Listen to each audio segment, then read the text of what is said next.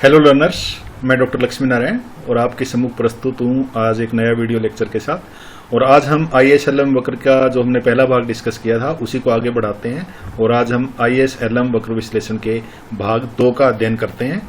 ISLM वक्र के भाग 2 के ऊपर जाने से पहले मैं एक बार आपको जो उसके मुख्य 2 बिंदु थे, यानी हमने IS कर्व ड्राइव किया था और LM कर्व जो हमने ड्राइव किया था, किस तरीके से उसको निकाला था, उसको एक बार रिपीट करना चाहूँगा ताकि हम आगे उसको ठीक से समझ पाएंगे जब आगे लेक्चर चलेगा। तो पिछले लेक्चर की 2 स्लाइड्स मैं आपके पास फिर दोबारा आपको दिखाना चाहूँगा और वहाँ से हम शुरुआत करेंगे। ये देखिए, ये हमने केंचियन क्रॉस बनाया था वहाँ पे IS कर्व निकालने के लिए। IS कर्व हमने कैसे बनाया था? IS कर्व हमने इस मान्यता पे बनाया था कि जब ब्याज की दर में परिवर्तन होगा तो निवेश में परिवर्तन होगा, निवेश में परिवर्तन होगा तो AE में परिवर्तन होगा, AE में परिवर्तन होगा तो आय में परिवर्तन होगा और आय में परिवर्तन होगा तो एक नया संयोग आएगा। इस तरीके से हमने बनाया था। मैं एक बार फिर से IS वक्र जो है एक बार दोबारा ड्राइव करके आपको एक्सप्लेन करता हूं। मान लो ब्याज की दर R0 है, तो ये हमारी कुल मांग और कुल पूर्ति या समग्र उत्पादन और समग्र जो हमारी आय है, उन दोनों की समानता से यहाँ E पे संतुलित आय का निर्धारण होगा और संतुलित आय जो है वो हमारी OY0 के बराबर होगी। अब यहाँ से जो हमने लिया, रेट ऑफ इंटरेस्ट क्या है R0, इनकम क्या है Y0, इस कॉम्बिनेशन को हमने यहाँ प्लॉट किया। जो नीचे ग्राफ बनाया जो बी पैनल में हमने ऐसे किया था ना, रेट ऑफ इंटरेस्ट लिया था यहाँ पे हमने इनकम ली थी, तो यहाँ पे हमने इस इनकम के साथ जो OY0 इनकम के साथ है रेट ऑफ इंटरेस्ट दिखा दिया। अब अगर रेट ऑफ इंटरेस्ट बढ़ता है, मान लो ब्याज की दर बढ़ गई, तो क्या होगा? निवेश बढ़ेगा या घटेगा? ब्याज की दर बढ़ने से निवेश घटेगा। जब निवेश घटेगा तो एग्रीगेट एक्सपेंडिचर भी घटेगा, क्योंकि जो एग्रीगेट एक्सपेंडिचर था वो आपको ध्यान हो तो C plus I plus G plus X minus M किया था ना, तो इसका मतलब I जो है वो कम होगा तो AE कम होगा, तो AE कम होगा तो इसका मतलब ये जो AE कर्व यहां था ये नीचे की ओर शिफ्ट हो जाएगा। R1 रेट ऑफ इंटरेस्ट पे निवेश कम होगा, निवेश कम होगा तो निवेश के बराबर जो हमारा AE है वो कम हो जाएगा। तो नया जो संतुलन बिंदु है YAE का जो इक्वलिटी का जो पॉइंट है वो यहां होगा। इसका मतलब क्या हुआ कि ब्याज की दर जब बढ़ी तो उसके कारण निवेश कम हुआ, निवेश कम हुआ तो उसके कारण AE कम हुआ, AE कम हुआ तो उसके कारण जो हमारी इनकम है वो घट गई। यानी इस डेल्टा I के कारण कुछ इनकम घट जाएगी, जिसको हम डेल्टा Y कह सकते हैं। इसका अर्थ क्या हुआ कि जब ब्याज की दर R1 होगी तो आय जो है वो हमारी Y1 होगी। तो ये फिर हमने एक बार प्लॉट कर लेना, ये पॉइंट जो Y1 और R1 का पॉइंट है, ऐसे किया था ना हमने पिछले लेक्चर में, तो यहाँ नीचे हमने ले लिया कि इस Y2 इनकम के ऊपर रेट ऑफ इंटरेस्ट जो है वो हमारा R1 है, क्योंकि हमने किस मान्यता पे चले थे हम कि अगर R1 बढ़ जाता है तो हमारी इनकम जो है वो घट जाएगी और नया संतुलन बिंदु हमें यहां मिलेगा। अब अगर हमने IS कर्व कैसे बनाया था? IS कर्व बनाने के लिए हमने ये जो E और F बिंदु हैं इसको मिला दिया था और ये हमारा IS कर्व था। ठीक है, ध्यान आ गया? IS कर्व क्या है? IS कर्व जो R और Y के वो सारे संयोग हैं, यानी ब्याज की दर और आय के उन सभी संयोगों को बताने वाली लाइन है जहां पर बचत और निवेश एक दूसरे के बराबर होते हैं या वस्तु बाजार संतुलन में होता है। तो ये हमने वहां डिस्कस किया था पिछले लेक्चर में। इसका आगे हम यूज करेंगे, इसलिए इसको मैंने रिकैप में लिया है। दूसरा जो हम यूज करेंगे वो LM वक्र की व्युत्पत्ति भी हमने देखी थी, इसको भी हम आगे यूज करेंगे, इसलिए एक बार इसका भी रिकैप करना जरूरी है, फिर से इसको देखना जरूरी है किस तरीके से हमने LM वक्र ड्राइव किया था। कैसे ड्राइव किया था?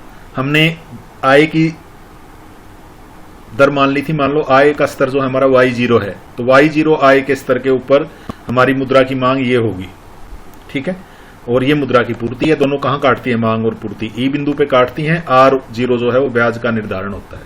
अगर अब हमारी इनकम बढ़ जाती है, मान लो OY0 से इनकम जो हमारी बढ़ गई, सपोज OY1 हो गई, तो इनकम के बढ़ने से क्या होगा? इनकम के बढ़ने से हमारा जो ये कुल मांग का कर्व है, मुद्रा की मांग का जो कर्व है वो आगे की तरफ शिफ्ट होगा, यानी मुद्रा की मांग बढ़ेगी, और मुद्रा की मांग बढ़ेगी तो एक नए बिंदु पर संतुलन हो जाएगा E1 बिंदु पर, और यहाँ पे रेट ऑफ इंटरेस्ट R1 हो जाएगा। इसी तरीके से अगर और ज्यादा इनकम बढ़ेगी, अगर Y2 होती है तो हमारा रेट ऑफ इंटरेस्ट R2 होगा। फिर हमने क्या किया था, इस पैनल से जो A पैनल है इससे हम B पैनल में गए थे और ये जो कॉम्बिनेशन थे ये हमने यहां प्लॉट कर लिए थे, यही किया था ना।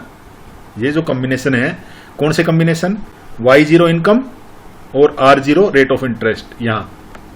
इसके बाद अगर इनकम बढ़ती है Y0 से बढ़ के Y1 होगी तो रेट ऑफ इंटरेस्ट भी R0 से बढ़ के R1 हो जाएगा और नया कॉम्बिनेशन हमारा E1 हो जाएगा। और इसी तरीके से जब Y2 हो गई थी इनकम बढ़ के तो रेट ऑफ इंटरेस्ट और बढ़ गया था, नया हमारा जो कॉम्बिनेशन यहां आया था। अब इन तीनों बिंदुओं को E1 और E2 को मिलाएंगे तो हमारा LM वक्र आएगा। ये हमने पीछे डिस्कस किया था, मैंने सिर्फ इसको रिकैप किया है ताकि एक बार हम इसको दोबारा से देख लें।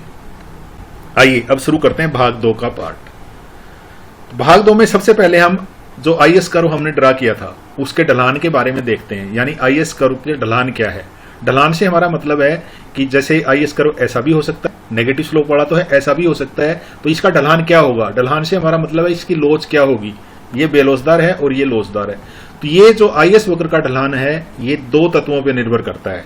किन किन चीजों पर निर्भर करता है, पहला तो IS वक्र का ढलान निर्भर करता है कि ब्याज की दर में बदलाव के लिए निवेश की संवेदनशीलता क्या है। इसका क्या मतलब हुआ, इसका मतलब यह हुआ कि जब हम ब्याज की दर में परिवर्तन करते हैं तो निवेश कितना चेंज होता है। अगर ये कम चेंज होगा तो हमारा IS कर्व का आकार अलग होगा, उसकी शेप अलग होगी, और अगर ये ज्यादा चेंज होगा तो उसकी शेप अलग होगी, वो हम देखेंगे इसकी शेप क्या होगी। इसी तरीके से दूसरे जो तत्व है जिसके ऊपर IS वक्र का ढलान निर्भर करता है वो गुणक के मान पे निर्भर करता है। गुणक आप सबको पता है क्या होता है, गुणक क्या था, delta Y upon delta I. निवेश में परिवर्तन के कारण आय में कितने गुना परिवर्तन होता है, ये कम गुना भी हो सकता है, ज्यादा गुना भी हो सकता है। तो गुणक का मान कम हो सकता है। कम होने का मतलब क्या हुआ कि निवेश के बढ़ने से आय कम बढ़ती है, और गुणक का मान अगर ज्यादा है तो इसका क्या मतलब हुआ कि निवेश के बढ़ने से आय कई गुना बढ़ती है। मान लो इसका मान 3 है तो इसका मतलब निवेश बढ़ने से आय 3 गुना बढ़ती है। लेकिन अगर 1.5 है तो इसका मतलब निवेश के बढ़ने से आय केवल 1.5 टाइम्स बढ़ती है। तो ये इन दोनों तत्वों के ऊपर IS वक्र का ढलान निर्भर करेगा। ठीक है, कैसे निर्भर करेगा मैं बताता हूं। जाना पहचाना कर्व है। यहां हमने क्या कहा, हमने कहा कि जब ब्याज की दर में परिवर्तन हुआ, R से R1 आए ना, तो निवेश जो है हमारा घट गया, कितना, डेल्टा आई के बराबर घट गया। और इस बेसिस पे हमने IS कर्व निकाला जो ऐसा बनाया था ना अभी थोड़ी देर पहले। अब अगर ये ब्याज की दर में परिवर्तन होने के कारण R से R0 इतना ही परिवर्तन हो रहा है जितना यहां हुआ है, लेकिन अगर इसके कारण निवेश जो है वो कम बढ़े, निवेश में कमी कम आए, मान लो इतनी ही आती। संवेदनशीलता का मतलब है कि ब्याज की दर में परिवर्तन होने से निवेश कितना चेंज होगा। ठीक है, तो इसका अर्थ क्या हुआ कि ज्यादा चेंज हो, कम चेंज होगा। मान लो हमने माना कि कम चेंज होता है, इंटरेस्ट तो उतना ही बढ़ा लेकिन कम चेंज होता है। तो इसका मतलब ये जो हरे वाली लाइन है AE, ये यहां से आती। अगर हम इसको डेल्टा आई को सिर्फ इतना लेते तो इसका मतलब क्या होता कि ब्याज की दर तो उतनी ही चेंज हुई लेकिन इनकम का जो डिफरेंस है वो सिर्फ इतना आता। ठीक है, इसका मतलब क्या हुआ कि हमें जो पॉइंट मिलता वो यहां मिलता कहीं, और जब हम दोनों बिंदुओं को मिलाते तो हमारा इस तरीके का कर्व आता है, इस कर्व। इसका मतलब क्या हुआ कि अगर ब्याज की दर के परिवर्तन के कारण अगर निवेश में ज्यादा परिवर्तन होता है, निवेश ज्यादा संवेदनशील है, तब तो हमारा जो कर्व आएगा वो फ्लैट आएगा। ज्यादा परिवर्तन हो रहा था ना, अगर कम परिवर्तन होगा तो ये खड़ा हुआ आएगा। यानी अगर ब्याज की दर में परिवर्तन से निवेश ज्यादा संवेदनशील है तो IS कर्व जो है हमारा चपटा होगा, यानी ज्यादा लोच वाला होगा। और अगर ब्याज की दर में बदलाव के कारण अगर निवेश में कम बदलाव आता है तो उसके कारण हमारा जो एक कर्व आएगा ये स्टीप आएगा, बेलोचदार आएगा। ठीक है, तो इसका मतलब IS वक्र का ढलान एक तो इस बात पर निर्भर करेगा कि ब्याज की दर में बदलाव के फलस्वरूप निवेश की संवेदनशीलता क्या है, और दूसरा जो तत्व है वो है हमारा गुणक का मान। गुणक क्या है अभी बताया था मैंने, डेल्टा आई के कारण डेल्टा वाई, ये डेल्टा वाई है। यानी इतने निवेश में परिवर्तन हुआ तो इनकम में इतना परिवर्तन हुआ, ये गुणक का वैल्यू आ गई। मान लो ये 3 है, लेकिन अगर ये AE कर्व, ये नॉर्मली AE कर्व की शेप पे डिपेंड करता है। ये AE कर्व ऐसा होने की बजाय मान लो ऐसा होता, ज्यादा ऊपर की तरफ उठता हुआ, ऐसा उठता हुआ होता, तो इसका मतलब इतने ही निवेश में परिवर्तन तो इतना ही होता, निवेश की संवेदनशीलता तो यही होती। लेकिन गुणक का मान अगर कम होता तो हमारी उसी रेट ऑफ इंटरेस्ट पे जो आय में परिवर्तन होता वो कम होता, यानी आय जो है वो इतनी ज्यादा नहीं घटती, कम घटती, निवेश में कमी के कारण जो आय की कमी है वो इतनी ज्यादा नहीं होती, इससे कम होती। तो इसका मतलब क्या हुआ कि जो ग्राफ आता है, जो आपका पॉइंट मिलता आपको यहां मिलता और आपका जो आईएस कर्व है इस तरीके का आता है। इसका मतलब क्या हुआ कि अगर गुणक का मान ज्यादा है, यहां ज्यादा था गुणक का मान, तो आईएस वक्र जो है वो चपटा होगा, ठीक है, ज्यादा लोच वाला होगा। और अगर गुणक का मान कम है तो ये बेलोचदार होगा। ठीक है, आईएस वक्र के ढलान को हमने समझ लिया है, दो तत्वों पर निर्भर करता है। ये ऐसा हो सकता है और ऐसा हो सकता है। ये क्या है, ज्यादा लोच वाला है। ये रेट ऑफ इंटरेस्ट और रियल जीडीपी का जो ग्राफ है ये ज्यादा लोच वाला है। ये कब होगा, जब निवेश आर के प्रति अधिक संवेदनशील होगा या गुणक का मूल्य ज्यादा होगा, तब तो ये इस तरीके का आएगा। और अगर इसके अगर विपरीत हुआ तो ये इस तरीके का आएगा। ठीक है, क्लियर है। आईएस वक्र का ढलान किस चीज पर निर्भर करेगा, ब्याज में दर के बदलाव के ऊपर, उसकी संवेदनशीलता कितनी है और गुणक का मान कितना है, इस चीज पर निर्भर करेगा। चलिए आगे बढ़ते हैं और हम जानने की कोशिश करते हैं कि जो हमारा आईएस कर्व हमने बनाया था, किस मान्यता पे बनाया था हमने ये कहा था कि जो निवेश में परिवर्तन होगा आर में परिवर्तन से आई में परिवर्तन होगा, आई में परिवर्तन से एई में परिवर्तन होगा और एई में परिवर्तन के कारण वाई में परिवर्तन होगा, इनकम में परिवर्तन होगा। जब ये चेंज होगी तो वाई चेंज होगी, और वाई चेंज होगी तो इसका मतलब वाई और आर का अलग अलग कॉम्बिनेशन हो जाएगा। यानी हर आर पे हर अलग अलग आई होगा, अलग अलग एई होगी और अलग अलग वाई होगी, और उसको जब हम प्लॉट करेंगे तो हमें आईएस कर्व मिलेगा। लेकिन क्या होगा अगर ब्याज की दर में परिवर्तन होने के कारण निवेश को छोड़ के बाकी चीजों में परिवर्तन होता है। मान लो कंजम्पशन बढ़ गया, टैक्स बढ़ गए या घट गए, इनमें परिवर्तन हो गया, जी में परिवर्तन हो गया, एक्स माइनस एम में परिवर्तन हो गया, तब क्या होगा, आईएस वक्र का क्या होगा वो हम देखेंगे। ठीक है, नॉर्मली जब इनमें परिवर्तन होगा, कौन कौन सी चीजें हैं, ये कारक हैं, एई के सारे कारण हैं, घटक है ना, एई के घटक हैं, ये कुल व्यय के या कुल मांग के घटक हैं, सी, टी, जी, एक्स माइनस एम और आई भी कुछ हद तक हो सकता है। यानी ब्याज की दर को छोड़ के बाकी किन्हीं कारणों से अगर एई चेंज होती है, वो किन किन कारणों से हो सकती है, वो स्वायत्त उपभोक्ता व्यय में परिवर्तन के कारण हो सकती है, सी में परिवर्तन के कारण, करों में परिवर्तन के कारण हो सकती है। अब करों में परिवर्तन देश की किस नीति का हिस्सा है, राजकोषीय नीति का हिस्सा है। ध्यान रखना, जब हम राजकोषीय नीति की बात करेंगे तब इसको लेके आएंगे। इसी तरीके से निवेश व्यय में परिवर्तन, इसमें आई में परिवर्तन, लेकिन जो ब्याज की दर के कारण ना हो, ब्याज की दर को छोड़ के बाकी किन्हीं कारणों से, मान लो अर्थव्यवस्था में जो लोगों की आशंकाएं हैं वो बढ़िया होती हैं तो निवेश चेंज हो सकता है, ब्याज की दर चाहे वही हो। अगर लोगों को फ्यूचर ज्यादा बढ़िया लगता है बिजनेस के हिसाब से, तो उस कंडीशन में उसी ब्याज की दर पे भी निवेश बढ़ सकता है। तो आई भी इसमें लिया जा सकता है जो ब्याज की दर में परिवर्तन से संबंधित नहीं है, वो परिवर्तन। जी, सरकारी व्यय में जो सार्वजनिक व्यय है उसमें अगर परिवर्तन होते हैं, और एक्स माइनस वन को हम कहते हैं शुद्ध निर्यात में परिवर्तन। अगर इन पांचों कारकों में परिवर्तन होते हैं तो आईएस कर्व जो है वो हमारा अपनी जगह से शिफ्ट हो जाएगा। ठीक है, तो इसका मतलब ये जो सारे तत्व हमने डिस्कस किए, ये आईएस वक्र को स्थानांतरित करने वाले तत्व हैं, यानी आईएस वक्र को शिफ्ट करने वाले तत्व हैं, उसको उसकी जगह से हटाने वाले तत्व हैं। वो किस तरीके से हटेगी वो हम आगे डिस्कस करेंगे, जो अगले ग्राफ में हम देखने वाले हैं। जाना पहचाना है, ब्याज की दर R0, income Y0, combination F, ब्याज की दर R1, income Y1, combination E। अब क्या किया हमने, E और F को मिला दिया, ये हमारा आईएस कर्व हो गया। ठीक है, अब हम क्या कह रहे हैं कि ब्याज की दर में मान लो परिवर्तन नहीं है, ब्याज की दर R0 ही है, लेकिन हमने कुछ कारकों की बात की थे ना जो प्रभावित करने वाले तत्व, C प्लस आई, जी भी था, एक्स भी था, एम भी था, इनमें अगर चेंज होते हैं तो क्या होगा।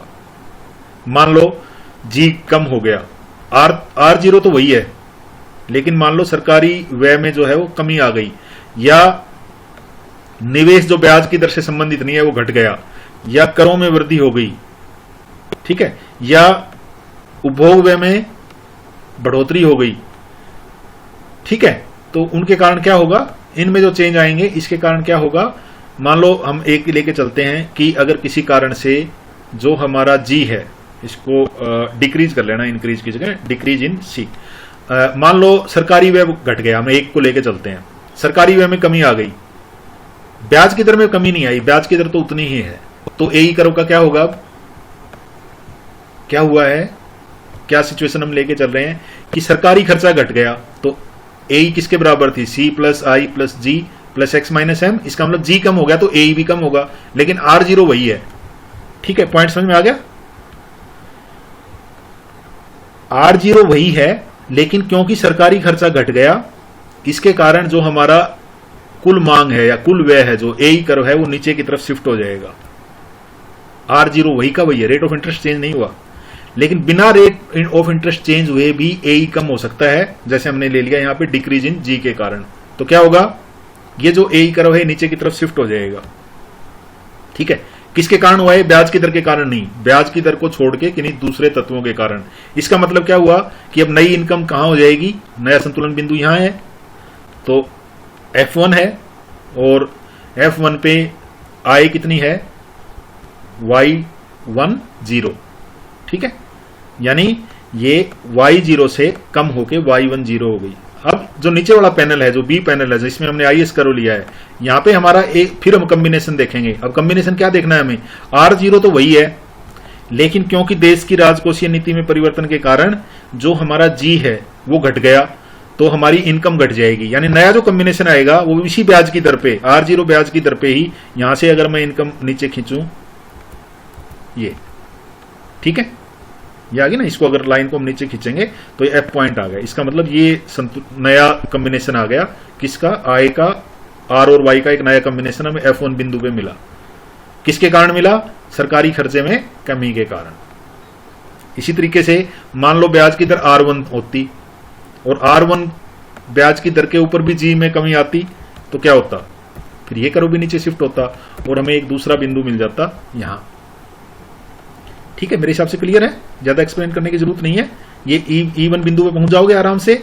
सरकारी खर्च में कमी आई, ब्याज की दर R1 ही है, जिसके कारण हमारा जो कुल व्यय है, कुल मांग है, वो घट जाएगी। कुल मांग घटने के कारण हमारा जो नया संतुलन का बिंदु आएगा वो Y1 इनकम के ऊपर और उसी ब्याज की दर के ऊपर, ये वाला पॉइंट आ गया E1। अब तो जो आईएस कर्व हमारा पहले ये था, अब सरकारी खर्चे में कमी के कारण ये आईएस कर्व क्या होगा? नीचे की तरफ शिफ्ट हो जाएगा, यानी आईएस से शिफ्ट होके IS1 हो जाएगा। ठीक है, ये था हमारा आईएस वक्र का हस्तांतरण।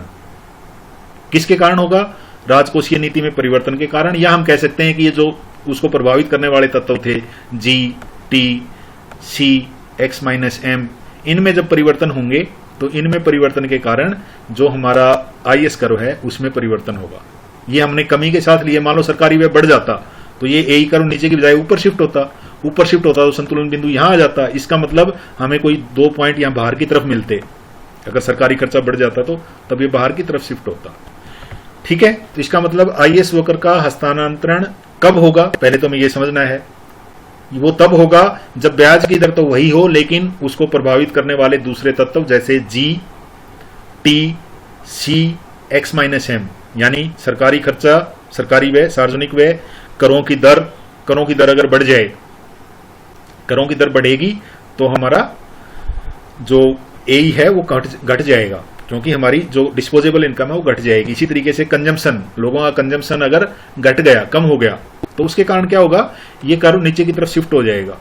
ठीक है, और अगर उल्टा होता है तो बाहर की तरफ। इसका मतलब कि जो आईएस कर्व की शिफ्टिंग है वो किसके कारण होगी? या तो जी के कारण होगी, या आई के कारण होगी जो इंटरेस्ट रेट से जुड़ा हुआ नहीं है, या टी के कारण होगी, या सी के कारण होगी, या एक्स माइनस एम के कारण होगी। हमें जो समझना है वो ये समझना है कि आईएस वक्र की शिफ्टिंग तब होगी जब ब्याज की दर को छोड़ के किन्हीं दूसरे तत्वों में परिवर्तन होता है उस समय। और ये ऊपर या नीचे कैसे होगी ये डिपेंड करता है कि जैसे मान लो सार्वजनिक व्यय में वृद्धि के साथ ही लेते हैं, तो अगर सार्वजनिक व्यय में वृद्धि होती है तो ये आईएस कर्व जो यहां था ये बाहर की तरफ शिफ्ट हो जाएगा, और अगर कमी होती है तो ये अंदर की तरफ शिफ्ट हो जाएगा। क्लियर है आईएस वक्र का हस्तांतरण? चलो अब हम आते हैं एलएम वक्र के ढलान पे। एलएम वक्र हमने कैसे निकाला था, मैंने अभी फिर दोबारा एक्सप्लेन किया था कि अलग अलग इनकम के लेवल पे हम अलग अलग जो है रेट ऑफ इंटरेस्ट लेके इसको यहां प्लॉट कर दिया कि रेट ऑफ इंटरेस्ट के साथ साथ वो इनकम के कौन कौन से कॉम्बिनेशन हैं जहां एम एस और एम डी एक दूसरे के बराबर है। अब हम क्या देखना चाह रहे हैं कि एलम वक्र का ढलान जो है, ये जो कर्व है, ये ऐसा भी हो सकता है, ये ऐसा भी हो सकता था, ये ऐसा भी हो सकता था, कम ढलान वाला भी हो सकता था, इससे ज्यादा ढलान वाला भी हो सकता था। ये कैसे होगा, ये किस चीज पे डिपेंड करता है? दो तत्वों पे डिपेंड करता है। देखो ध्यान से देखो, ये जो है हमारा मनी की डिमांड थी, मनी डिमांड का फंक्शन था ना, ये मनी डिमांड थी जो हमने ली थी, यहां जो ली है। अब ये दो चीजों से शिफ्ट होगी, दो चीजों पे निर्भर करती है, या तो ये इनकम पे निर्भर करती है या ब्याज की दर पे निर्भर करती है। ठीक है, इसका मतलब कि अगर ब्याज की दर में परिवर्तन होता है, अगर ब्याज की दर में परिवर्तन होगा तो ये जो एमडी हमारा ये वाला कर्व था, ये चेंज हो जाएगा, इसकी शेप चेंज हो जाएगी। ब्याज की दर में अगर उसकी संवेदनशीलता अलग अलग है तो क्या संवेदनशीलता है? तो पहला तो है कि ब्याज की दर में परिवर्तन के कारण मुद्रा की मांग कितनी संवेदनशील है, यानी ये जो कर्व है हमारा एमडी कर्व यहां बनाया, इसकी शेप क्या है? इसकी शेप ये भी हो सकती है, इसकी शेप ऐसे भी हो सकती, सॉरी, इसकी शेप ऐसे भी हो सकती थी और इसकी शेप जो है ऐसे भी हो सकती थी। तो इसके ऊपर डिपेंड करेगा। दूसरा डिपेंड करेगा ये कि आय में बदलाव के कारण जो इनकम हमारी बढ़ गई, तो ये वाला जो पार्ट था, जो ट्रांजैक्शन पर्पज और प्रिकॉशनरी पर्पज के लिए मुद्रा की मांग थी, ये कितनी शिफ्ट होती है। अगर ये ज्यादा शिफ्ट हो गई तो ये जो कर्व यहां था ये ज्यादा इधर शिफ्ट हो जाएगा, और अगर कम शिफ्ट होगी तो कम शिफ्ट होगा। इसका मतलब क्या हुआ? इसका मतलब ये हुआ कि एलम वक्र का ढलान दो चीजों पर निर्भर करता है। किस पे? कि ब्याज की दर में परिवर्तन का मुद्रा की मांग पे कितना प्रभाव पड़ता है, और आय में परिवर्तन का मुद्रा की मांग पर क्या प्रभाव पड़ता है, इस चीज पे डिपेंड करता है। यानी ये कर्व जो है ये शेप ऐसे होगी। कैसे? अगर मान लो ब्याज की दर में परिवर्तन होने से अगर मुद्रा की जो मांग है, ये वाली जो मांग थी, इसकी संवेदनशीलता अगर ज्यादा होती तो उस कंडीशन में ये जो कर्व है ये हमारा हो सकता है ऊपर शिफ्ट हो जाता। या आय में बदलाव के कारण, अगर आय में बदलाव के कारण मुद्रा की मांग ज्यादा संवेदनशील होती, तो इसका मतलब ये कर्व जो हमने यहां बनाया, हो सकता है ये यहां से शिफ्ट होकर यहां से गुजरता। अगर यहां से गुजरता तो हमारी ब्याज की दर इसी आय पे ऊपर, कौन सी आय है हमारी? Y1 आय के ऊपर ब्याज की दर हमारी ऊपर होती। इसका मतलब क्या हुआ कि अगर आय में बदलाव का मुद्रा की मांग के प्रति संवेदनशीलता ज्यादा है तो हमारा जो कर्व होता वो ऐसा होता। ठीक है, बेलोचदार होता, कम लोच वाला होता। इसके विपरीत अगर ये कम शिफ्ट होता तो इसका मतलब ये कर्व यहां से जाता और ये इधर शिफ्ट होता, ऐसे जाती लाइन।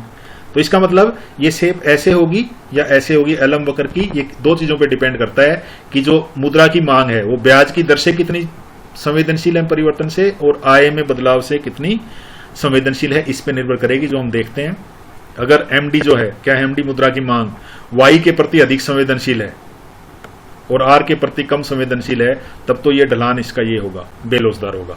और अगर ज्यादा कम संवेदनशील है इनकम के प्रति और आर के प्रति अधिक संवेदनशील है, तो हमारा ढलान ये वाला होगा। ठीक है, हमने अब तक डिस्कस किया आईएस वक्र का ढलान किन तत्वों पर निर्भर करता है। आईएस वक्र का खिसकाव हमने डिस्कस किया, उसके बाद हमने एलम वक्र का ढलान डिस्कस किया, और अब हम करते हैं कि एलम वक्र में खिसकाव। एलम वक्र में खिसकाव, ये हमारा ग्राफ फिर से मैंने बना दिया, वही है, कोई डिफरेंस नहीं है। अब हमने वहां पे डिस्कस किया था आईएस वक्र में खिसकाव किसके कारण होता था। मैंने कहा था कि आईएस वक्र में खिसकाव जो है वो कई सी में परिवर्तन के कारण हो सकता है, आई में परिवर्तन के कारण हो सकता है, जी में परिवर्तन के कारण हो सकता है, सी में परिवर्तन के कारण हो सकता है, या एक्स माइनस एम में। क्योंकि तो यहां भी जो एलम वक्र है वो स्थानांतरित दो कारणों से हो सकता है, या तो मुद्रा की पूर्ति में कम परिवर्तन हो जाए या कीमत स्तर में परिवर्तन हो जाए।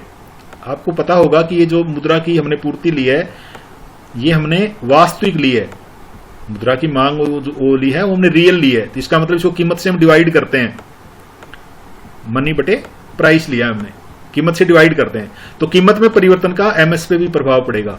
सीधा हम ये मान लेते हैं कि मान लो किसी कारण से मुद्रा की पूर्ति बढ़ जाती है, ठीक है, तो क्या होगा, बढ़ा के देखते हैं।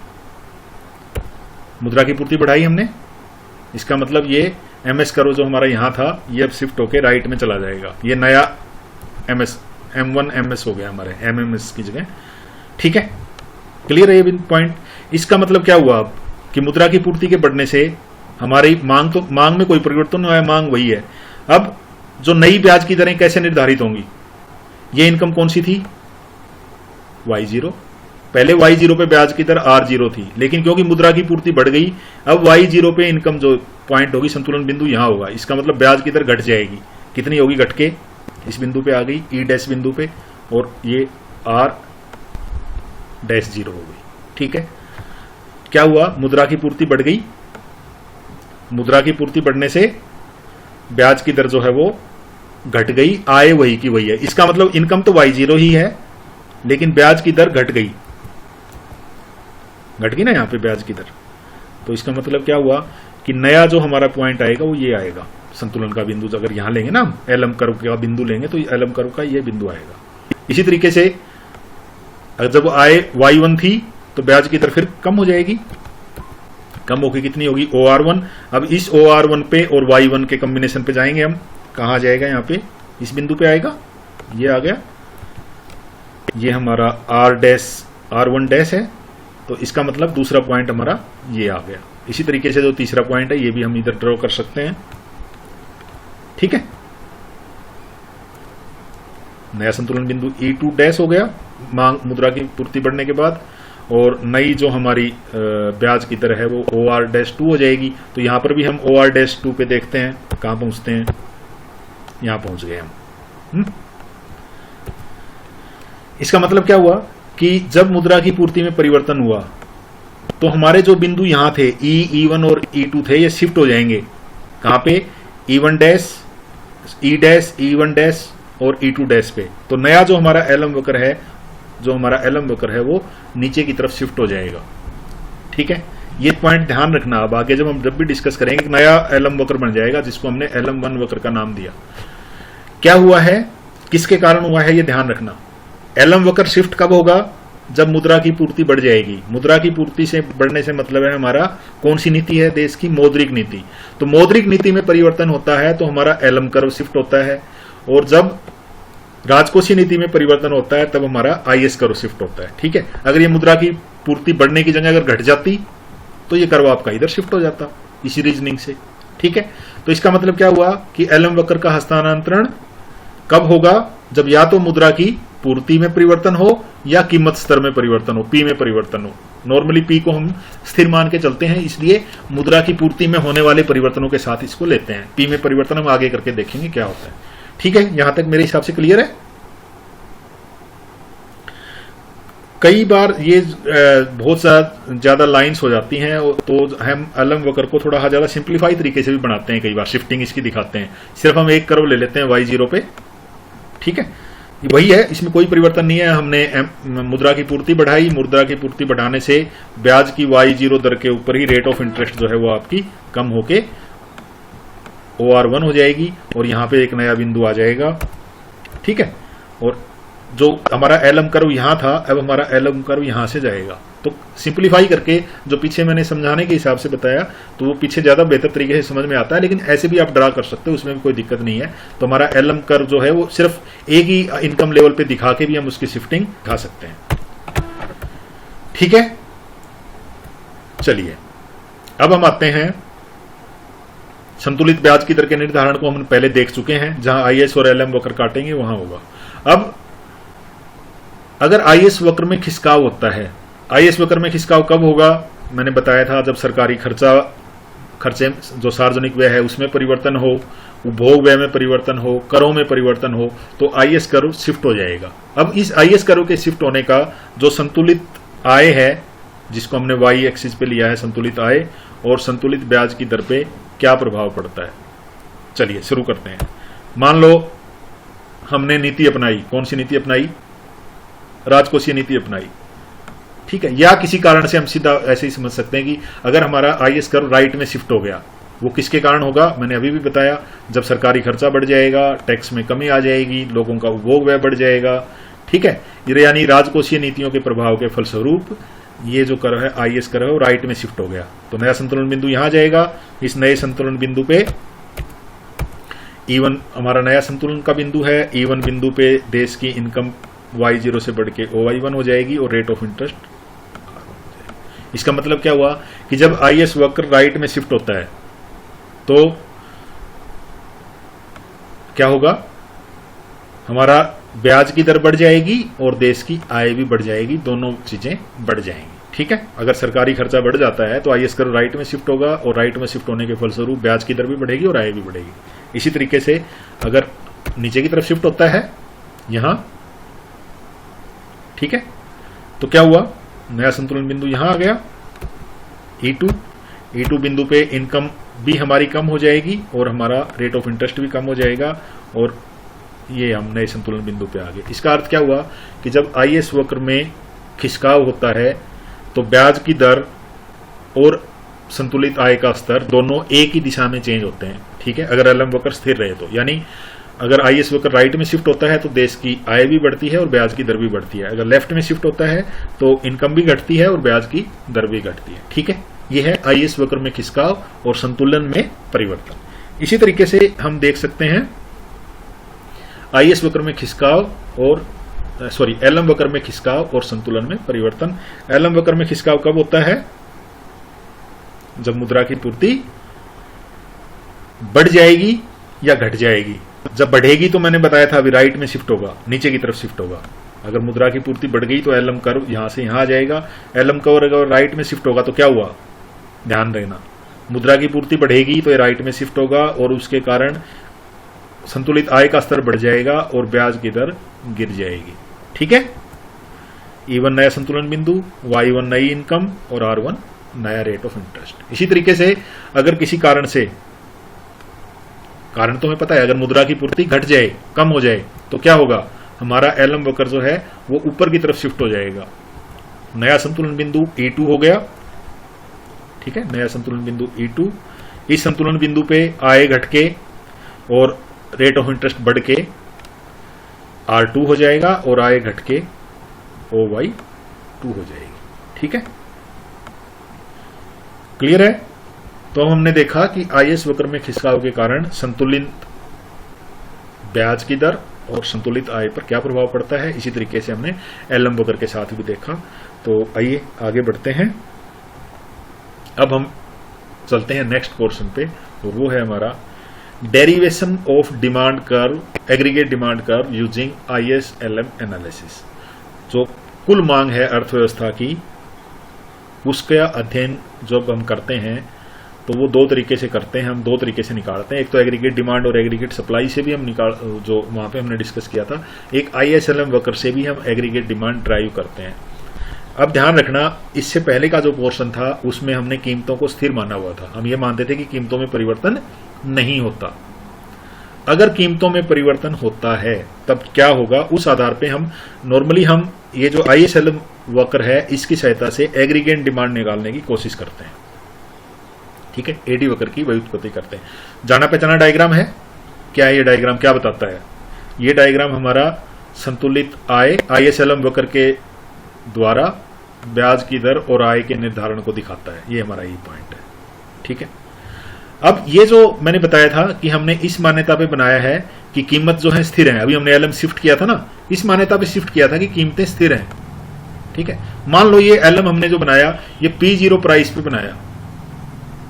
ठीक है, क्लियर है, यहां तक P0 प्राइस हमने मान लिया, क्लियर है। अब अगर कीमत स्तर जो है वो P से बढ़ के अगर P1 हो जाए, क्या है, कीमत स्तर क्या हो गया, बढ़ गया, तो एलएम वक्र किधर शिफ्ट होगा हम देखते हैं। मैंने अभी बताया था कि ये जो वास्तविक मुद्रा है, एमएस जो है वास्तविक है, तो इसका मतलब ये अगर नॉमिनल मनी सप्लाई है और ये हमारी कीमत है, तो ये नीचे का हिस्सा कीमत स्तर बढ़ गया ना, P1 बढ़ गया।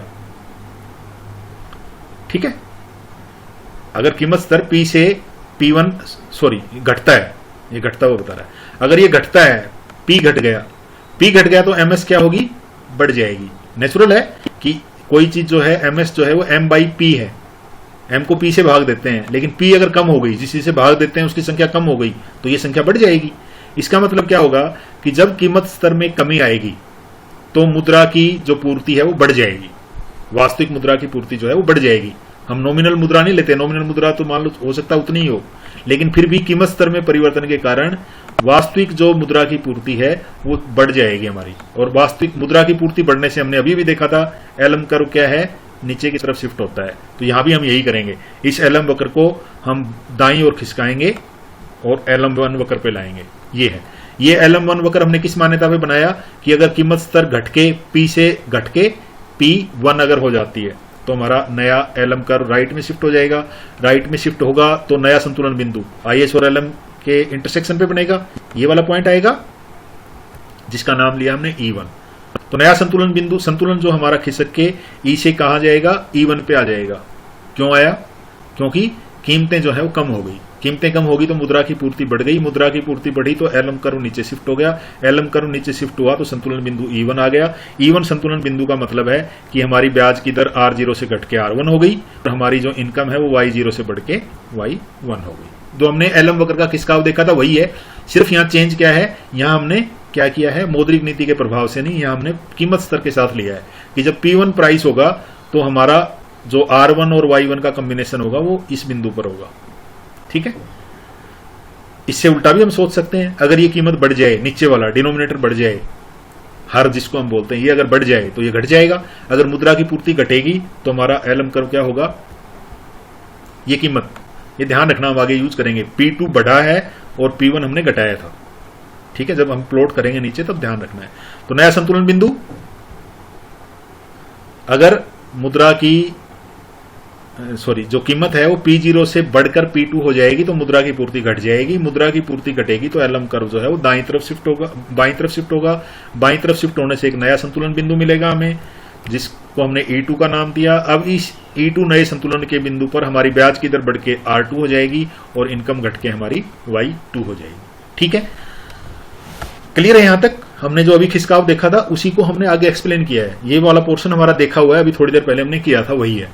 लेकिन अब हम क्या करने वाले हैं, जो AD वक्र है, AD वक्र में हम कीमत के साथ लेते हैं, ये ध्यान रखना। यहां पे हमने कीमत नहीं ली हुई, प्राइस कहीं है ही नहीं, पिक्चर में नहीं है। तो हम यहां क्या करेंगे कि आय के अलग अलग स्तर, ये है ना आपकी एग्रीगेट डिमांड का स्तर है, किस कीमत पे, इस कीमत पे। तो अब हम क्या करेंगे, ये जो कॉम्बिनेशन है हमारे प्राइस के और इनकम के, इन कॉम्बिनेशन को प्लॉट करेंगे। यहां ये लिया ना हमने, यहां पे हमने क्या ले लिया, OY एक्सिस, OX एक्सिस पे हमने इनकम ली, आय का स्तर लिया। ये जो एक्सिस है जिसमें हमने R लिया था, इसमें हम लेंगे प्राइस P, कीमत ली। अब हम क्या करेंगे, हमें क्या पता है कि मान लो प्राइस P0 है। ठीक है, प्राइस P0, यहां कोई भी मैं पॉइंट एक लगा लेता हूं, मान लो P0 प्राइस है, तो इस P0 प्राइस पे इनकम कितनी है, OY0, यही है, इनकम तो वही रहेगी ना, यहीं से डिटरमाइन हुई है। तो P0 प्राइस पे इनकम हमारी Y0 है, ये P0 यहां बना दिया हमने। इसका मतलब क्या हुआ कि P और Y का एक कॉम्बिनेशन आएगा, यानी कीमत स्तर और जो हमारी डिमांड है, एग्रीगेट इनकम है, उसका एक पॉइंट यहां हमें मिलेगा, A पॉइंट। ठीक है, अब अगर कीमत ये घटी थी या बढ़ी थी, ध्यान रखो, जब लेफ्ट में शिफ्ट हुआ था कम हुई थी ना, अगर कीमत कम हो गई, मान लो P1, तो इसके नीचे कहीं पॉइंट आएगा, कीमत घटी है तो यहां आएगा ना। तो इस कीमत पे अगर घटती है तो हमारी इनकम क्या हुई थी, बढ़ गई थी ना, यहां बढ़ी थी इनकम, तो यहां हम बढ़ाते हैं इनकम, आगे ये वाले इनकम लेके आते हैं, ब्याज की दर घटाते हैं, ये घटी हुई कीमत स्तर घटाते हैं, P1 आ गया, तो इसका मतलब एक नया बिंदु हमें यहां आ जाएगा। अब ये क्या है, ऊपर के ग्राफ से हमने लिया है कि P1 कीमत के ऊपर इनकम वो यहां ले ली, यहां शिफ्ट कर दी, B वाले जो B पैनल है हमारा, A पैनल से हम इसको B पैनल में ले आए कॉम्बिनेशन को। इसी तरीके से P2 और Y2 का कॉम्बिनेशन, P2 क्या है, P0 से ज्यादा है ना, बढ़ी थी, यहां आ गई, इनकम कम हो जाएगी, इस इनकम को यहां हम कम कर लेते हैं एक बार, यहां आगे नया पॉइंट जो हमारा आएगा, यहां कीमत लेते हैं पहले P2 कीमत पे नया पॉइंट हमारा यहां कहीं आ जाएगा, इसको हमने नाम दिया C। इसका मतलब कि ये जो पॉइंट है P1 और Y1 का, ये यहां आ गया, P0 Y0 यहां था और P2 Y2 यहां है। ठीक है, अब इन तीनों पॉइंट को अगर हम मिला देंगे तो ये हमारा क्या है, ये हमारा एग्रीगेट डिमांड कर्व है। एग्रीगेट डिमांड कर्व क्या है, एग्रीगेट डिमांड कर्व हमें बताता है कि विभिन्न कीमतों पर समग्र मांग जो है, कुल मांग जो है, एग्रीगेट डिमांड जो है वो कितनी होगी, जो इस ग्राफ के द्वारा हमने दिखाई है। ये क्या है, ये हमारा एग्रीगेट डिमांड का कर्व है। तो एग्रीगेट डिमांड कर्व जो है ये वाला जो हमारा कर्व है ये किस चीज में रिलेशनशिप बताएगा, ये प्राइस में और डिमांड में, जो एग्रीगेट डिमांड है उसमें रिलेशनशिप बताएगा कि कीमत स्तर पे। ये नॉर्मल डिमांड कर्व जैसा ही कर्व है, यानी जब कीमतें ज्यादा होंगी तो समग्र मांग जो है, कुल मांग जो है वो कम होगी, और जब कीमतें कम होंगी तो समग्र मांग जो है वो अधिक होगी। तो एडी कर्व जो नॉर्मल डिमांड कर्व है वो उसी शेप का होगा, लेकिन आपको ड्राइव कैसे करना ये देखना है। ISLM वक्र बनाए हमने ए पैनल में, और इन ए पैनल पे फिर हमने एक्सप्लेन किया अलग अलग कीमतों पे एलम कर्व की शेप, अलग अलग संतुलन, और उसको नीचे शिफ्ट किया, और इस तरीके से हमने एलम कर्व निकाला। ठीक है, मेरे हिसाब से तो क्लियर है, कर पाएंगे। चलो आगे बढ़ते हैं। अब हमने जो यहां ऊपर देखा था, क्या चेंज किए थे हमने, कीमत में चेंज किया था, और कीमत में चेंज करके हमने देखा था कि हमारा आय का स्तर क्या होगा अलग अलग।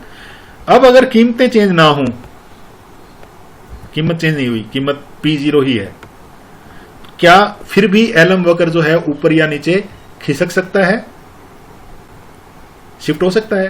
हो सकता है। अभी हमने किया था ना, कब होगा, कीमत तो वही रहेंगी, ये नीचे का कर्व हमारा थोड़ा सा अलग बनेगा, लेकिन आपको समझने की बात यह है कीमत तो वही रहेंगी, लेकिन अगर ये जो M है ये बढ़ जाए, अभी तो हमने P में चेंज किया था ना, अगर ये M में चेंज हो जाए, यानी सरकार जो है वो मुद्रा की पूर्ति बढ़ा दे, नए नोट छाप दे अर्थव्यवस्था में, बैंक ज्यादा उधार देने लग जाए, ये M जो मुद्रा की पूर्ति है वो अगर बढ़ जाए तो हमारा MS भी बढ़ जाएगा, और ये जो इफेक्ट यहां हुआ है ये जो देश की मौद्रिक नीति है उसके कारण भी, मुद्रा की पूर्ति में बढ़ना देश की मौद्रिक नीति कहलाती है, उसके कारण भी हो सकता है। तो अब हम आगे वाली जो स्लाइड है उसमें हम देखेंगे कि अगर कीमतें स्थिर रहें और सरकार अर्थव्यवस्था में मौद्रिक नीति और राजकोषीय नीतियों के द्वारा परिवर्तन करना चाहे तो उसका देश की संतुलित आय और ब्याज की दर पर क्या प्रभाव पड़ेगा, ये दोनों हम डिस्कस करेंगे। हम शुरुआत करते हैं पहले मौद्रिक नीति के साथ। आप सबको पता है मौद्रिक नीति क्या होती है, कि निश्चित उद्देश्यों के प्राप्ति के लिए देश में मुद्रा की मात्रा को नियंत्रित करने की जो सरकार की नीति होती है उसको हम मौद्रिक नीति कहते हैं। ठीक है, मौद्रिक नीति दो प्रकार की होती हैं, एक होती है विस्तारवादी। विस्तारवादी मौद्रिक नीति वो होती है जिसमें हम ज्यादा मात्रा में नकदी जो है वो लोगों के पास उपलब्ध होती है, हम चाहते हैं कि लोगों के हाथ में ज्यादा पैसे आए, उसको हम बोलते हैं विस्तारवादी मौद्रिक नीति, यानी सरकार ज्यादा नोट छापती है। सीधा सीधा समझने के लिए समझ लो कि जो मुद्रा की पूर्ति बढ़ती है तो विस्तारवादी मौद्रिक नीति है, और अगर मुद्रा की पूर्ति घटती है तो संकुचनवादी मौद्रिक नीति है। हमारा यहाँ पे जो मेन एम है वो ये देखना है कि जब मौद्रिक नीति में परिवर्तन होता है, मान लो सरकार ने कोई भी इनमें से कोई एक नीति अपनाएगी, दोनों तो अपना नहीं सकती एक साथ। जब भी सरकार मौद्रिक नीति लेके आएगी तो या तो वो विस्तारवादी होगी या संकुचनवादी होगी, तो उसका एडी वक्र पे क्या प्रभाव पड़ेगा वो हम आज डिस्कस करने वाले हैं इस डायग्राम में। ठीक है, शुरुआत करते हैं। देखा हुआ कर्व है हमारा, देखा हुआ है ना, बिल्कुल देखा हुआ है। IS है, LM है, संतुलित ब्याज की दर है और संतुलित आय की दर है। अब हम क्या कह रहे हैं, ध्यान रखना, हम कहते हैं कि इनमें से कोई एक नीति अपनाएगी। सपोज सरकार ने विस्तारवादी नीति अपनाई, तो विस्तारवादी नीति का मतलब क्या हुआ कि सरकार ने ज्यादा मात्रा में नोट छाप दिए, MS था ना ये, is equal to MP, M ज्यादा हो गया, P तो में कोई परिवर्तन नहीं आया, P वही का वही है। इसका मतलब अगर सरकार ने मुद्रा की पूर्ति बढ़ा दी, तो मुद्रा की पूर्ति जब बढ़ी थी, हमने वहां देखा था ना, MS कर्व को शिफ्ट करके देखा था, तो ये हमारा एलम वक्र है, ये लेफ्ट राइट दाहिनी साइड में शिफ्ट हुआ था। ठीक है, वही हम दिखाएंगे। अब ये जो हमने ये जो कर्व बनाया था, नीचे हमने वहां पे जो पिछला डायग्राम था एक कीमत स्तर ले लिया था, अब ये कीमत स्तर वही रहेगा, P रहेगा, इसमें चेंज नहीं होगा। तो इस कीमत स्तर के साथ और आय के साथ हमने एक पॉइंट यहां प्लॉट कर लिया। ठीक है, नीचे वाले डायग्राम में जो एडी कर्व हम बनाएंगे ना, जो B हमारा पैनल है, इसमें हम एडी कर्व लेंगे। एडी कर्व किस चीज के रिलेशन बताएगा, P और डिमांड में, कीमत और डिमांड में रिलेशन बताएगा। तो ये हमारा बिंदु यहाँ, ये E वाला बिंदु ये यहाँ है A बिंदु पे। ठीक है, ये Y0 है और ये हमारा एडी कर्व है, ये हमने पीछे किया हुआ है, वही का वही उठा के हमने आगे रखा है। ठीक है, अब अगर सरकार विस्तारवादी मौद्रिक नीति अपनाती है, ज्यादा मात्रा में मुद्रा छापेगी, ज्यादा मात्रा में मुद्रा छापेगी, तो ये एलम कर्व जो है ये राइट की साइड में शिफ्ट हो जाएगा, LM1 पे। ये हमने कर दिया राइट में शिफ्ट और LM1 कर दिया, क्योंकि मुद्रा की पूर्ति जो है वो बढ़ गई, यानी सरकार ने विस्तारवादी मौद्रिक नीति अपनाई। अब क्या हुआ, नया संतुलन बिंदु यहां आ गया E1 बिंदु पे। इस E1 बिंदु पे हमारी इनकम जो है वो बढ़ जाएगी, ठीक है, इनकम इंक्रीज होके OY1 हो जाएगी, देख रहे हो, ठीक है। OY1 अगर इनकम बढ़ेगी और रेट ऑफ इंटरेस्ट जो है वो हमारा घट के R1 हो गया, ठीक है, क्लियर है। इसका मतलब विस्तारवादी अगर मौद्रिक नीति सरकार ने अपनाई है तो क्या हुआ, एलएम कर्व राइट में शिफ्ट हुआ, एलएम कर्व राइट में शिफ्ट होने से इनकम बढ़ गई और रेट ऑफ इंटरेस्ट वही है, और कीमत क्या है, कीमत भी वही है, कीमत में कोई परिवर्तन नहीं है। इसका मतलब कीमत तो P तो यही रहेगी, कीमत यही रहेगी, लेकिन इनकम चेंज हो जाएगी। अब इनकम कितनी हो गई, यहां आ गई। इसका मतलब जो हमारा एडी कर्व है ये राइट में शिफ्ट हो जाएगा, यानी जब विस्तारवादी मौद्रिक नीति आएगी तो हमारी एग्रीगेट डिमांड कर्व है वो राइट में शिफ्ट हो गया, ठीक है। बी बिंदु हमने यहां दिखाया, इसका मतलब बी बिंदु पर जो हमारा एडी कर्व बनाएंगे वो इस तरीके का होगा, क्लियर है। तो हमारा जो एडी कर्व है वो राइट में शिफ्ट होकर AD1 हो गया। इसी तरीके से इसका उल्टा भी हो सकता है, जब सरकार संकुचनवादी मौद्रिक नीति अपनाती है, जब संकुचनवादी मौद्रिक नीति अपनाएगी तो क्या होगा, जब संकुचनवादी मौद्रिक नीति अपनाएगी तो सरकार देश में मुद्रा की मात्रा को कम कर देगी, मुद्रा की मात्रा को कम करेगी, मौद्रिक नीति के द्वारा करेगी। संकुचनवादी मौद्रिक नीति है, इसका मतलब हमारा मुद्रा का जो पूर्ति है वो कम हो जाएगी, मुद्रा की पूर्ति कम होगी तो एलएम कर्व क्या होगा, लेफ्ट में शिफ्ट हो जाएगा। LM2 हमने यहां बना दिया, ये LM2 है, इस LM2 पे नया संतुलन बिंदु हमारा E2 है, इस संतुलन बिंदु पे आय जो है वो बढ़ी या घटी, घट गई, कम हो गई, कम होके OY2 हो गई, ब्याज की दर बढ़ के OR2 हो गई, ठीक है। इसका मतलब संकुचनवादी मौद्रिक नीति से हमारी इनकम जो है वो घट जाएगी, कीमत वही की वही रहेगी, तो हमने तो हमारा इंटरेस्ट कीमत में है, इसका मतलब कीमत तो वही है लेकिन हमारी इनकम का लेवल चेंज हो गया, तो एक नया जो संतुलन बिंदु है वो कहीं यहां होगा, नीचे वाले ग्राफ में। ये शिफ्ट किया हमने ऊपर से नीचे, ये यहां आ गया, इनकम के डिक्रीज होने से C संतुलन बिंदु आ गया, ठीक है। इसका मतलब जो एडी कर्व है, जो नया एडी कर्व बनेगा जो इस बिंदु से, वो यहां से होता हुआ गुजरेगा, तो ये हमारा एडी कर्व है। इसका अर्थ क्या हुआ कि जब सरकार विस्तारवादी मौद्रिक नीति अपनाती है तो ISLM वक्र के हिसाब से ISLM वक्र नीचे की तरफ शिफ्ट होगा, ISLM वक्र नीचे की तरफ शिफ्ट होगा तो क्या होगा, कीमत स्तर वही रहेगा लेकिन देश की आय जो है वो बढ़ जाएगी। तो विस्तारवादी मौद्रिक नीति का क्या प्रभाव है, विस्तारवादी मौद्रिक नीति के कारण आय जो है वो बढ़ जाएगी, ये बढ़ेगी ना। इसी तरीके से अगर संकुचनवादी नीति अपनाती है तो ब्याज की दर बढ़ जाएगी लेकिन आय जो है वो घट जाएगी, कीमत वही रहेगी, ठीक है। तो ये है हमारी मौद्रिक नीति का प्रभाव जो हमने ISLM वक्र के द्वारा देखा, ठीक है। तो ISLM वक्र का क्या प्रभाव है कि जब विस्तारवादी मौद्रिक नीति अपनाएगी तो एडी कर्व राइट में शिफ्ट हो जाएगा, या कुल मांग जो है वो में वृद्धि होगी, समग्र मांग में वृद्धि होगी, और अगर संकुचनवादी मौद्रिक नीति अपनाती है तो समग्र मांग में कमी होगी, ठीक है। अब कितनी कमी होगी ये हम नाप सकते हैं, जिसको हम कहते हैं मौद्रिक नीति गुणक। ये कुछ नहीं है, जब आपने मौद्रिक नीति में परिवर्तन किया तो मुद्रा की मात्रा M में परिवर्तन किया था, तो इस M में परिवर्तन होने से इनकम में कितना परिवर्तन होगा,